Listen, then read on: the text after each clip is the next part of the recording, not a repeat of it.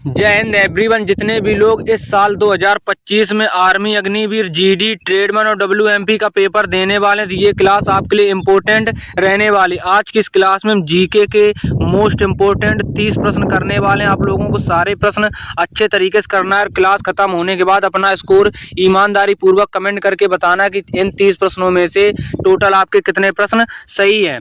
तो सैनिक सीरीज की ये क्लास नंबर 10 रहने वाली। जैसा कि हमने आपसे वादा किया था कि सैनिक सीरीज में मैं आपको 10 क्लासें कराऊंगा और इन क्लासों में सिर्फ उन्हीं टॉपिक से हमने प्रश्न कराया है जिस टॉपिक से आर्मी के पेपर में प्रश्न पूछे जाते हैं। तो आप लोगों को अच्छे तरीके से सारे प्रश्नों को याद कर लेना है और आप लोग इसका अलग से हमने प्ले लिस्ट बना दिया तो आप लोग सारी क्लासों को अच्छे तरीके से कंप्लीट कर लेना है।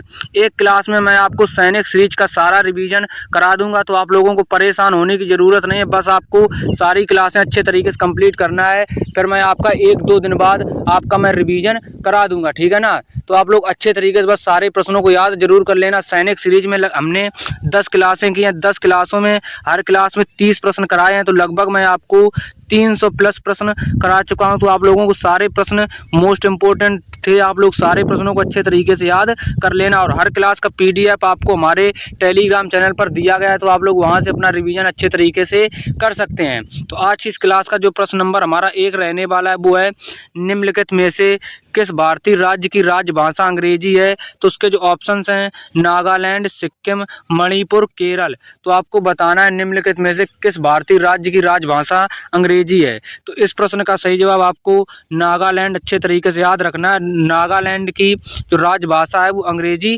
रहने वाली। तो इस प्रश्न का सही जवाब ऑप्शन नंबर ए बिल्कुल सही जवाब हो जाएगा।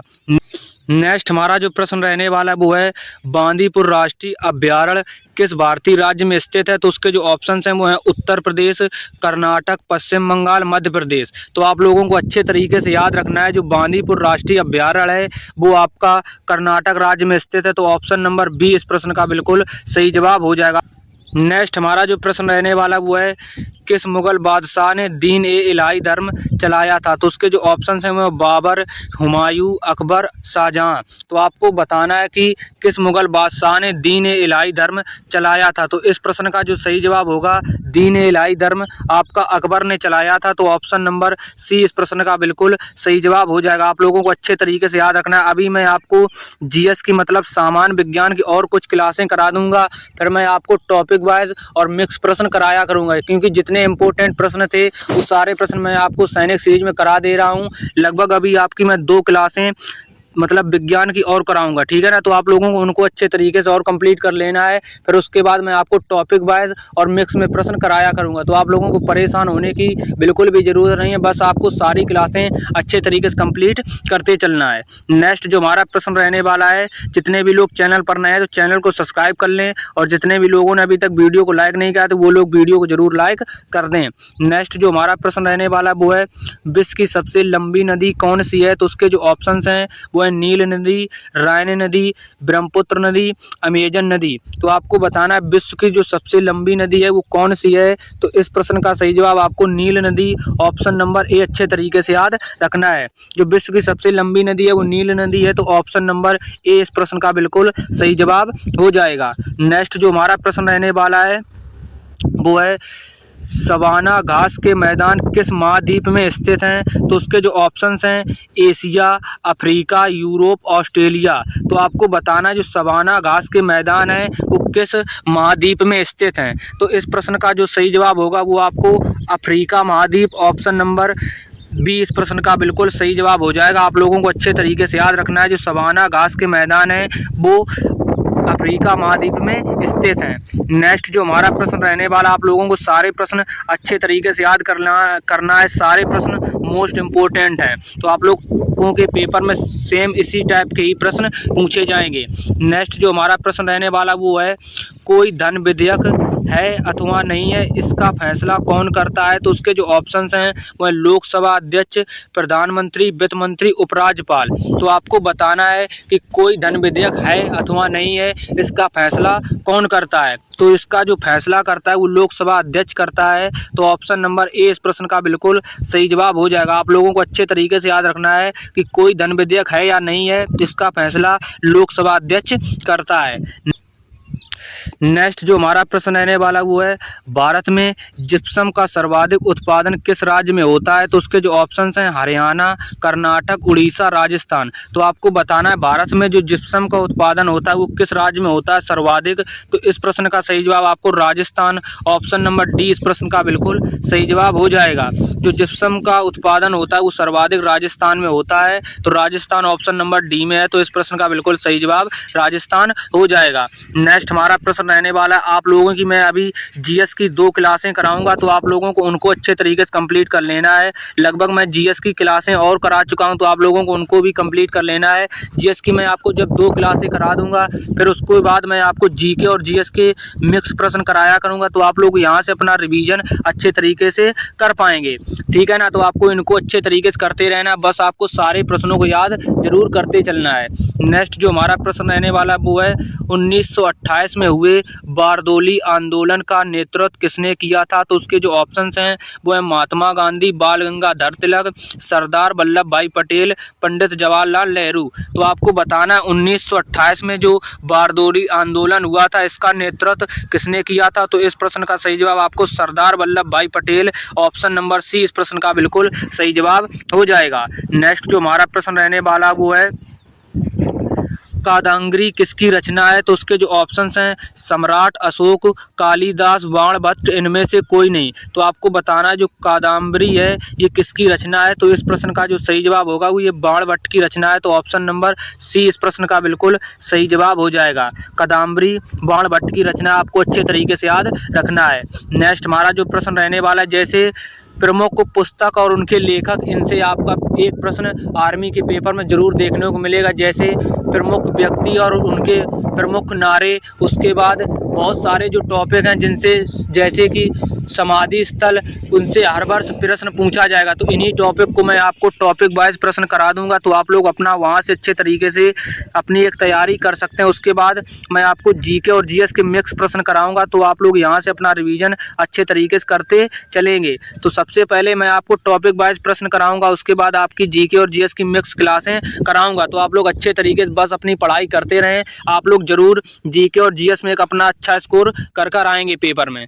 नेक्स्ट जो हमारा प्रश्न रहने वाला हुआ, सुरक्षा परिषद में कितने स्थायी सदस्य देश होते हैं? तो उसके जो ऑप्शंस हैं 5, 10, 15, 20। तो आपको बताना है सुरक्षा परिषद में कितने स्थायी सदस्य देश होते हैं? तो इस प्रश्न का सही जवाब आपको 5, ऑप्शन नंबर ए इस प्रश्न का बिल्कुल सही जवाब हो जाएगा। नेक्स्ट जो हमारा प्रश्न रहने वाला है वो है, गरबा किस राज्य का प्रमुख लोक नृत्य है? तो उसके जो ऑप्शंस हैं आंध्र प्रदेश, कर्नाटक, तमिलनाडु, गुजरात।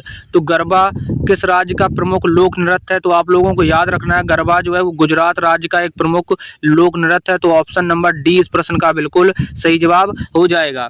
नेक्स्ट जो हमारा प्रश्न रहने वाला है वो है, राज्यसभा का पदेन सभापति कौन होता है? तो उसके जो ऑप्शंस हैं राष्ट्रपति, लोकसभा अध्यक्ष, उपराष्ट्रपति, महान्यायवादी। तो आपको बताना राज्यसभा का जो पदेन सभापति होता है वो कौन होता है? तो इस प्रश्न का सही जवाब आपको उपराष्ट्रपति, ऑप्शन नंबर सी इस प्रश्न का बिल्कुल सही जवाब हो जाएगा। आपको अच्छे तरीके से याद रखना है। नेक्स्ट हमारा जो प्रश्न रहने वाला है वो है, पहाड़ी नगर कसौली किस राज्य में स्थित है? तो उसके जो ऑप्शंस हैं वो हैं उत्तराखंड, हिमाचल प्रदेश, तमिलनाडु, जम्मू कश्मीर। तो आपको बताना है जो पहाड़ी नगर है कसौली ये किस राज्य में स्थित है? तो इस प्रश्न का सही जवाब आपको याद रखना है, जो कसौली स्थित है वो आपका हो जाएगा। इस प्रश्न का सही जवाब हिमाचल प्रदेश में स्थित है, तो ऑप्शन नंबर बी इस प्रश्न का बिल्कुल सही जवाब हो जाएगा। नेक्स्ट जो हमारा प्रश्न रहने वाला है, तो आप लोग जीएस की जो मैं आपकी 2 क्लासें कराऊंगा, तो आप लोग उन क्लासों को अच्छे तरीके से कंप्लीट कर लेना है। अभी तो मैं आपकी एक क्लास लाऊंगा जिसमें आपकी मैराथन क्लास रहेगी, जिसमें आपका सैनिक सीरीज का सारा रिवीजन हो जाएगा। फिर उसके बाद मैं आपको 2 जीएस की क्लासें कराऊंगा, फिर उसके बाद मैं आपको टॉपिक वाइज प्रश्न कराने लगूंगा। जब आपके सारे इंपॉर्टेंट मैं टॉपिक खत्म कर दूंगा जैसे जीके और जीएस में, फिर उसके बाद मैं आपको कराऊंगा जैसे कि मतलब मिक्स में प्रश्न, तो उससे आपका जीके और जीएस का रिवीजन अच्छे तरीके से होता रहेगा। नेक्स्ट जो हमारा प्रश्न रहने वाला है वो है लोदी वंश का संस्थापक कौन था? तो उसके जो ऑप्शंस हैं सिकंदर लोदी, बहलोल लोदी, इब्राहिम लोदी, इनमें से कोई नहीं। तो लोदी वंश का संस्थापक कौन था? तो इस प्रश्न का सही जवाब आपको याद रखना है, जो लोदी वंश का संस्थापक था वो बहलोल लोदी था। तो ऑप्शन नंबर बी इस प्रश्न का बिल्कुल सही जवाब हो जाएगा। तो आपको अच्छे तरीके से याद रखना है, जो लोदी वंश का संस्थापक था वो बहलोल लोदी था। नेक्स्ट जो हमारा प्रश्न रहने वाला है प्रश्न नंबर 15, वो है आइन ए अकबरी की रचना किसने की? तो आपको बताना जो आइन ए अकबरी पुस्तक है इसकी रचना किसने की थी? तो इस प्रश्न के जो ऑप्शंस हैं वो हैं अकबर, जहांगीर, गुलबदन बेगम, अबुल फजल। तो आपको बताना है जो आइन ए अकबरी पुस्तक है इसकी रचना किसने की थी? तो इस प्रश्न का सही जवाब आपको अच्छे तरीके से याद रखना है, अबुल फजल ने इसकी रचना की थी। तो ऑप्शन नंबर डी इस प्रश्न का बिल्कुल सही जवाब हो जाएगा। नेक्स्ट जो हमारा प्रश्न रहने वाला है वो है भारत का कौन सा पड़ोसी देश सार्क का सदस्य देश है? तो उसके जो ऑप्शंस हैं वो है पाकिस्तान, म्यांमार, श्रीलंका, मालदीव। तो आपको बताना जो भारत का पड़ोसी देश है इसमें कौन सा सार्क का सदस्य देश है? तो उसके जो ऑप्शंस हैं वो आपको चारों सामने, तो आपको राइट आंसर अच्छे तरीके से याद रखना है, वो है म्यांमार। तो ऑप्शन नंबर बी इस प्रश्न का बिल्कुल सही जवाब हो जाएगा। आपको अच्छे तरीके से याद रखना है, जो भारत का पड़ोसी देश है ये सार्क का सदस्य देश है जो कि म्यांमार है। तो ऑप्शन नंबर बी इस प्रश्न का बिल्कुल सही जवाब हो जाएगा। नेक्स्ट जो हमारा प्रश्न रहने वाला है वो है कौन सी नदी अरब सागर में नहीं गिरती है? तो उसके जो ऑप्शंस हैं वो हैं नर्मदा नदी, साबरमती नदी, माई नदी, ब्रह्मपुत्र नदी। तो आपको बताना है कि इनमें से कौन सी नदी है जो कि अरब सागर में नहीं गिरती है। तो इस प्रश्न का सही जवाब आपको ब्रह्मपुत्र नदी, ऑप्शन नंबर डी इस प्रश्न का बिल्कुल सही जवाब हो जाएगा। तो ब्रह्मपुत्र नदी अरब सागर में नहीं गिरती है, तो आपको अच्छे तरीके से याद रखना है।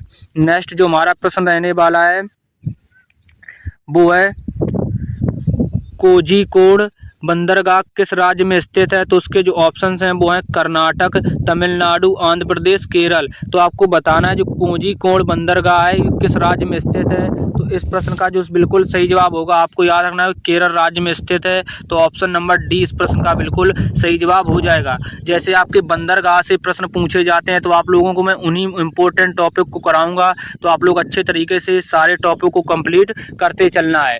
नेक्स्ट जो हमारा प्रश्न रहने वाला है वो है अंतर्राष्ट्रीय श्रम संगठन का मुख्यालय कहाँ स्थित है? तो मोस्ट इम्पोर्टेंट प्रश्न रहने वाला है। तो आपको इसके जो ऑप्शंस हैं वो हैं Washington DC, Paris, New York, Geneva. तो आपको बताना है जो अंतर्राष्ट्रीय श्रम संगठन का मुख्यालय कहाँ पर स्थित है? तो इस प्रश्न का सही जवाब जिनेवा, ऑप्शन नंबर डी बिल्कुल सही जवाब हो जाएगा। तो आपको याद रखना है जो श्रम संगठन का मुख्यालय है वो जिनेवा में स्थित है। तो ऑप्शन नंबर डी इस प्रश्न का बिल्कुल सही जवाब हो जाएगा। नेक्स्ट जो हमारा प्रश्न रहने वाला है वो है इलायची की पहाड़ियाँ कहाँ पर स्थित हैं? तो आपको बताना है उसके जो ऑप्शंस हैं वो है केरल, तमिलनाडु, कर्नाटक, तमिलनाडु। तो आपको बताना जो इलायची की पहाड़ियाँ हैं वो कहाँ पर स्थित हैं? तो इस प्रश्न का जो सही जवाब होगा वो केरल राज्य में स्थित हैं। तो ऑप्शन नंबर ए इस प्रश्न का बिल्कुल सही जवाब हो जाएगा। जो इलायची की पहाड़ियाँ हैं वो केरल राज्य में स्थित हैं। नेक्स्ट जो हमारा प्रश्न रहने वाला वो है कौन सी नदी भ्रंश घाटी से होकर बहती है? तो आपको बताना है इनमें से कौन सी नदी भ्रंश घाटी से होकर बहती है। तो उसके जो ऑप्शंस हैं वो हैं दामोदर नदी, कृष्णा नदी, गोदावरी नदी, नर्मदा नदी। तो आपको प्रश्न को पढ़कर उसके चारों ऑप्शंस अच्छे से देखने हैं, फिर उसका राइट आंसर आपको याद कर लेना है। जितने भी लोगों को इसका आंसर पता है तो वो लोग अपने प्रश्नों को काउंट करते रहें और बाद में अपना स्कोर ईमानदारी पूर्वक कमेंट करके बता देना। जितने भी लोगों को आंसर नहीं पता है तो वो लोग प्रश्न को अच्छे तरीके से याद करना है, फिर उसका राइट आंसर अच्छे से याद कर लेना। तो आप लोग ऐसे प्रश्नों को याद करते चलें। तो आपको इनमें से बताना है इनमें से कौन सी नदी भ्रंश घाटी से होकर बहती है। तो इस प्रश्न का जो सही जवाब होगा वो आपका नर्मदा नदी। तो ऑप्शन नंबर डी इस प्रश्न का बिल्कुल सही जवाब हो जाएगा। ये भ्रंश नदी घाटी से होकर बहती है, नर्मदा नदी। तो आपको अच्छे तरीके से याद रखना है। नेक्स्ट हमारा जो प्रश्न रहने वाला है वो है भांगड़ा नागल परियोजना कौन सी नदी पर स्थित है? तो उसके जो ऑप्शंस हैं वो सतलज नदी, रावी नदी, ब्यास नदी, लूनी नदी। तो आपको बताना भांगड़ा नागल परियोजना कौन सी नदी पर स्थित है। तो इस प्रश्न का सही जवाब आपको सतलज नदी, ऑप्शन नंबर ए इस प्रश्न का बिल्कुल सही जवाब हो जाएगा। तो हमसे पूछा गया था कि भांगड़ा नागल परियोजना कौन सी नदी पर स्थित है, तो आपको सतलज नदी बहुत अच्छे तरीके से याद रखना है। तो नदियों से संबंधित संबंधित आपके पेपर में प्रश्न पूछे जाते हैं, तो मैं आपको नदियों का एक अलग से मतलब टॉपिक करा दूंगा, का एक अलग से क्लास करा दूंगा, तो आप लोग वहां से अच्छे तरीके से सारे प्रश्नों को याद कर सकते हैं। नेक्स्ट जो हमारा प्रश्न रहने वाला वो कंचनजंगा पर्वत श्रृंखला किस राज्य में स्थित है, तो उसके जो ऑप्शंस हैं वो सिक्किम, नेपाल, उत्तराखंड, तमिलनाडु। तो आपको बताना है जो कंचनजंगा पर्वत श्रृंखला ये किस राज्य में स्थित है, तो आप लोगों को अच्छे तरीके से पता होगा ये सिक्किम राज्य में स्थित है, तो ऑप्शन नंबर ए इस प्रश्न का बिल्कुल सही जवाब हो जाएगा। ये प्रश्न मैं अपनी क्लास में काफ़ी बार करा चुका हूँ, तो आप लोगों को अच्छे तरीके से याद भी होगा। नेक्स्ट जो हमारा प्रश्न रहने वाला है वो है रंगोली कहाँ का प्रमुख लोक कला है, तो उसके जो ऑप्शंस हैं बिहार, उत्तर प्रदेश, महाराष्ट्र, झारखंड। तो आपको बताना रंगोली कहाँ की प्रमुख लोक कला है, तो इस प्रश्न का सही जवाब आपको याद रखना है ये महाराष्ट्र की एक लोक कला है, तो ऑप्शन नंबर सी इस प्रश्न का बिल्कुल सही जवाब हो जाएगा। नेक्स्ट जो हमारा प्रश्न रहने वाला है वो है अशोक का संबंध किस वंश से है, तो आपको बताना है कि अशोक किस वंश से संबंधित थे, तो उसके जो ऑप्शंस हैं मौर्य वंश, खिलजी वंश, नंद वंश, गुलाम वंश। तो आपको बताना है कि अशोक का संबंध किस वंश से है, तो इस प्रश्न का सही जवाब आपको याद रखना है अशोक मौर्य वंश से संबंधित थे, तो ऑप्शन नंबर ए इस प्रश्न का बिल्कुल सही जवाब हो जाएगा, तो आपको अच्छे तरीके से याद रखना है। नेक्स्ट हमारा जो प्रश्न रहने वाला, अभी आपको थोड़ी सी हवा चल रही है, इस वजह से थोड़ी सी क्लास में आवाज़ आ रही होगी, तो आपको उसको एडजस्ट कर लेना है, क्योंकि हवा को रोका नहीं जा सकता है, तो ये एक नेचुरल है, तो ये ज़रूर आएगी। वो चल रही है तो आपको क्लास में थोड़ी सी डिस्टर्ब हो रहा होगा, मैं समझ सकता हूँ, लेकिन आपको एडजस्ट करना है और आपको सारे प्रश्नों को अच्छे तरीके से याद करते रहना है। नेक्स्ट जो हमारा प्रश्न रहने वाला है वो लोकसभा को स्थगित करने का अधिकार किसके पास होता है, तो उसके जो ऑप्शंस हैं राष्ट्रपति, संसद, लोकसभा अध्यक्ष, उपराज्यपाल। तो आपको बताना है जो लोकसभा को स्थगित करने का अधिकार किसके पास होता है, तो इस प्रश्न का जो सही जवाब होगा वो आपका राष्ट्रपति, ऑप्शन नंबर ए इस प्रश्न का बिल्कुल सही जवाब हो जाएगा, तो आपको अच्छे तरीके से याद रखना है। नेक्स्ट जो हमारा प्रश्न रहने वाला है वो है स्वतंत्र भारत का प्रथम भारतीय गवर्नर जनरल कौन था, तो उसके जो ऑप्शंस हैं Lord Mountbatten, Lord Macaulay, Lord William Bentinck, C Rajagopalachari. तो आपको बताना है स्वतंत्र भारत का प्रथम भारतीय गवर्नर जनरल कौन था, मोस्ट इम्पोर्टेंट प्रश्न रहने वाला है, तो इस प्रश्न का सही जवाब आपको सी राजगोपालाचारी, ऑप्शन नंबर डी इस प्रश्न का बिल्कुल सही जवाब हो जाएगा, तो आपको अच्छे तरीके से याद रखना है। नेक्स्ट जो हमारा प्रश्न रहने वाला है वो है नेफा किस राज्य का पुराना नाम था, तो उसके जो ऑप्शंस हैं वो है आंध्र प्रदेश, सिक्किम, मिजोरम, अरुणाचल प्रदेश। तो आपको बताना जो नेफा है वो किस राज्य का एक पुराना नाम था, तो इस प्रश्न का सही जवाब हो जाएगा आपका अरुणाचल प्रदेश का पुराना नाम नेफा था, तो आपको अच्छे तरीके से याद रखना है, तो ऑप्शन नंबर डी इस प्रश्न का बिल्कुल सही जवाब हो जाएगा। नेक्स्ट जो हमारा प्रश्न रहने वाला है वो है चावल का उत्पादन प्रथम स्थान पर किस राज्य का है, तो उसके जो ऑप्शंस हैं वो हैं पश्चिम बंगाल, उत्तर प्रदेश, महाराष्ट्र, असम। तो आपको बताना चावल उत्पादन करने वाला प्रथम राज्य कौन सा है जो कि सर्वाधिक उत्पादन करता है, तो इस प्रश्न का जो सही जवाब होगा वो पश्चिम बंगाल, ऑप्शन नंबर ए इस प्रश्न का बिल्कुल सही जवाब हो जाएगा, तो आपको अच्छे तरीके से याद रखना है। नेक्स्ट प्रश्न और आज की क्लास का लास्ट प्रश्न और सैनिक सीरीज का ये लास्ट प्रश्न रहने वाला है, तो आप लोगों को अच्छे तरीके से सारे प्रश्नों को याद कर लेना है। आज की क्लास का जो हमारा लास्ट प्रश्न रहने वाला वो है किस राज्य को सोया प्रदेश कहा जाता है, तो उसके जो ऑप्शंस हैं महाराष्ट्र, मध्य प्रदेश, गुजरात, पश्चिम बंगाल। तो आपको बताना है किस राज्य को सोया प्रदेश कहा जाता है, तो इस प्रश्न का जो सही जवाब होगा वो आपको अच्छे तरीके से याद रखना है। सोया प्रदेश है वो मध्य प्रदेश को कहा जाता है, तो ऑप्शन नंबर बी इस प्रश्न का बिल्कुल सही जवाब हो जाएगा। तो सैनिक सीरीज के जीके की क्लास में हमने आज की टोटल 30 प्रश्न किए थे, तो आज हमारी क्लास नंबर 10 थी और अंतिम क्लास थी, तो आज सैनिक सीरीज में हमने टोटल जीके की 10 क्लासें की थी, तो आप लोग सारी क्लासों को अच्छे तरीके से कंप्लीट कर लेना। इसका मैंने अलग से प्लेलिस्ट बना दिया। मैंने सैनिक सीरीज में सिर्फ आपको उसी टॉपिक से प्रश्न कराया है जिस टॉपिक से आर्मी के पेपर में प्रश्न पूछे जाते हैं।